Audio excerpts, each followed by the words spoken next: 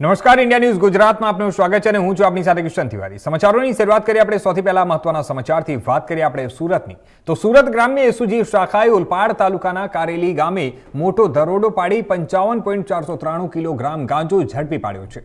આંતરરાષ્ટ્રીય બજારમાં તેની કિંમત ₹27,74,650 આંકવામાં આવી રહ્યો છે। ત્યારે પોલીસે આ મામલે 4 આરોપીની ધરપકડ કરી છે। એએસઆઈ જગદીશભાઈ અને હેડ કોન્સ્ટેબલ પ્રકાશભાઈને મળેલી ચોક્કસ બાતમીના આધારે કારેલી ગામની મધુવન રેસિડેન્સીના મકાન નંબર 188 પર દરોડો પાડવામાં આવ્યો હતો। પોલીસે ઓડિશાના વતની 4 ઈસમોને રંગે હાથો ઝડપી પાડ્યા હતા। પોલીસે સ્થળ પરથી કુલ 30,34,420નો મુદ્દામાલ કબજે કર્યો છે, જેમાં 55.493 કિલોગ્રામ ગાંજો અને એક ટાટા ટેમ્પો, ત્યારે 6 મોબાઈલ ફોન અને એની સાથે રકમ જે કેટલાક દસ્તાવેજોનો પણ સમાવેશ થાય છે। પકડાયેલા આરોપીઓની પૂછપરછમાં જાણવા મળ્યું હતું કે ઓડિશાના ગંજામ જિલ્લાના મુખ્ય સપ્લાયરો રાજેશ ઉર્ફે રામ અને જયસિંહ ટ્રેન મારફતે ગાંજાનો જથ્થો મોકલતા હતા।